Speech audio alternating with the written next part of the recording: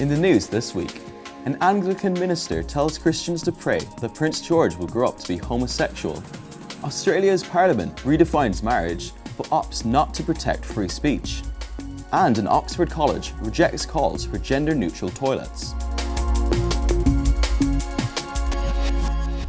Hello. An Anglican minister has caused outrage by urging Christians to pray that Prince George will be homosexual. Reverend Kelvin Holsworth, a campaigner in LGBT issues, said a gay prince will be the fastest way to get the Church of England to endorse same-sex marriage. The Episcopal minister wrote on his blog that English churchgoers could pray for the Lord to bless Prince George with a love when he grows up of a fine young gentleman. Reverend Dr. Gavin Ashenden, a former chaplain to the Queen, hit back. If you're going to pray for Prince George, pray for him to be happy, and pray for him to discharge his duty as prince, to be married and have children. It is not a kind prayer, it is not a blessing. I would say it's profoundly un-Christian. Australia's parliament has voted to redefine marriage, while rejecting vital free speech protections. Same-sex weddings will be able to take place from early next year. Under the current legislation, churches will be exempted from having to carry out same-sex ceremonies. But marriage registrars who take up work after the law comes in will not be afforded this right.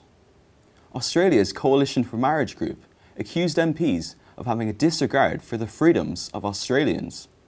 The Australian people were promised that their freedom of speech, freedom of religion and parental rights would be protected in any same-sex marriage legislation, and this has not happened. We expect to see similar consequences for free speech, freedom of religion and parental rights as what we have seen overseas. At one point in the debate, MPs discussed the prospect of a gay cake case like Asher's coming up in Australia. Government lawmaker Trevor Evans dismissed the possibility. Children whose parents divorced are still suffering from the damaging effects into their 50s, new research has indicated. A report published by the International Longevity Centre UK found that the consequences of family breakdown do not wear off. The research found that children who experience adversity such as divorce, illness or neglect are more likely to be unemployed in their 50s. Such children were also found to be 3 times more likely to be suffering long-term sickness in their mid-50s. The Christian Institute's Kieran Kelly said he was not surprised by the results. This research confirms what we instinctively know about the impact of divorce. Decades later, the negative consequences still affect the lives of many children in a profound way. Staying together for the sake of the children really does make sense. And finally, an Oxford college has rejected calls to introduce gender-neutral toilets over concerns they would threaten women's safety. Students at Somerville College struck down a motion to introduce the toilets, arguing they would lead to increased harassment. Concerns were also raised that students would feel awkward about sharing a toilet with members of the opposite sex.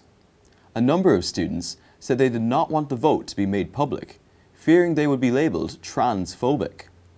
One student said the change would be overlooking the practicalities to make those who describe themselves as non-binary feel more accepted. Another said, many women have had experiences of harassment and would feel uncomfortable with this, probably a higher percentage of people than those who want a gender-neutral toilet. Well, that's all for this week. For regular updates and information on all of our stories, plus much more, visit our website at christian.org.uk.